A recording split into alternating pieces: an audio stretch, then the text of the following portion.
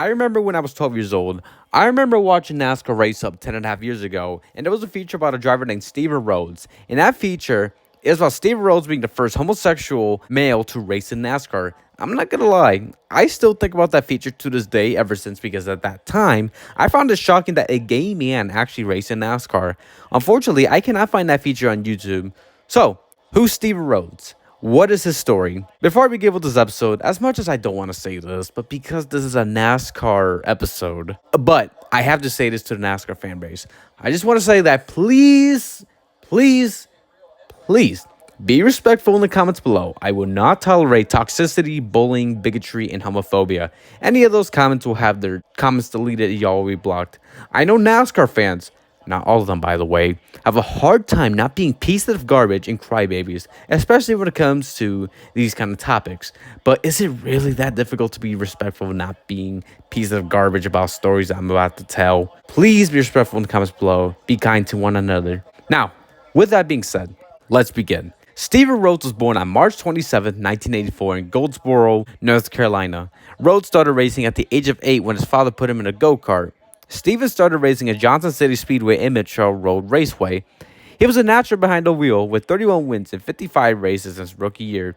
Due to his dominant rookie season, Stephen Rhodes would win the Johnson City Speedway Rookie of the Year and finish second in season points for amateur and junior stock car divisions. However, the following season, Stephen would win 37 races across 3 different divisions. At Johnson City Speedway, it would finally win the season championship in the Champ Star division. In 1999, Stephen made the next move to racing 4-cylinder stock cars, making select starts at Caraway Speedway and Coastal Plains Raceway. Stephen would also go full-time in Wayne County Speedway and won Rookie of the Year and finished 13th in points. In 2000, he raced 20 starts and would win 4 races and 13 top 5s and would win the 4-cylinder stock championship at Southern National Speedway in Lucana, North Carolina. In 2001, Stephen Rhodes would finally start his NASCAR career in the NASCAR Late Model Stock Division at Southern National Speedway and Coastal Plains Speedway.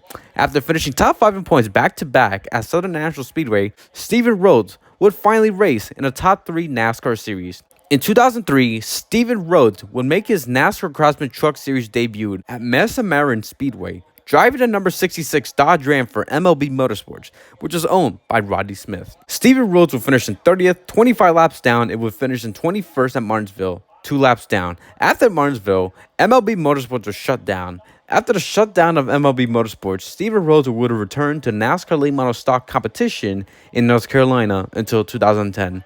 Unfortunately, Stephen was never given a chance to race in the top 3 NASCAR series ever again. 10 years after his last truck race, Stephen Rhodes was looking for a ride to return in NASCAR Camping World Truck Series for a while. He has been saying that he's been looking for rides in NASCAR, but nothing has happened since. Stephen Rhodes would describe his driving style as fearless, like his idol, Dale Earnhardt, but the problem was funding. In 2015, while being interviewed for Lavender magazine, Stephen Rhodes said that it takes $10,000 to have a good PR, $2 million to run mid-pack, and $4 million to run competitively for race wins and championships. It's honestly a shame that Stephen never had a chance or an opportunity to race in the top 3 NASCAR series after 2 truck races. Honestly, Stephen Rhodes looked like he had potential to race in the top 3 series. Unfortunately, we'll never know. Will Stephen ever race a race car again? Time will tell. But his chances are low, but not zero. Now that we've gone over his racing career, now, I bet what you were wondering, who is Stephen Rhodes as an individual off track? What has he done? Let's answer the questions. I did mention his birth date and where he was from. At the age of 17, Stephen Rhodes came out as gay. His family, teams, and even fans were very supportive. Rhodes admitted that he thought he did not do a good job in that stage of his life.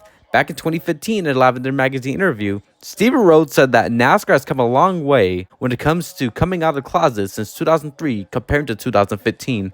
Stephen Rhodes also co-owned 2 restaurants called Brown Bag Cafe and Matchbox Restaurant and Bar in Goldsboro, North Carolina, alongside with his ex-husband, Andy Mitchell, who he's married in Manhattan back in July 3rd, 2013, which he would eventually sell to move to Maui. Stephen would move back to North Carolina after a sponsor approached him about restarting his career, but he never started racing again after moving back to Charlotte. As of the making of this video, Stephen Rhodes is the CEO of Avail Aesthetics. The idea came from when he was fascinated by everything in the world of aesthetics. He loved the idea of being able to help people look and feel their best. He also has a successful business retail store called Bella Vita Home Plus Lifestyle in downtown Raleigh that he owns alongside his current partner, Nathan Davis. Also, no, Jeff Gordon and Stephen Rhodes were never dating.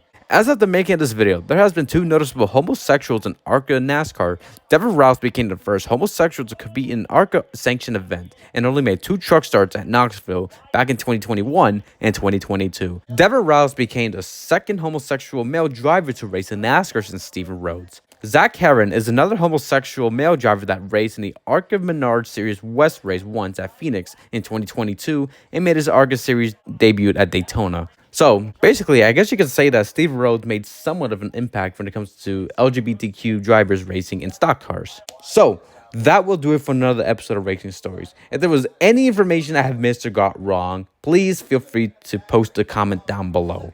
Thank you guys so much for watching. This is Ian the Motorsports Man signing off. Goodbye, everybody, and continue to be yourself.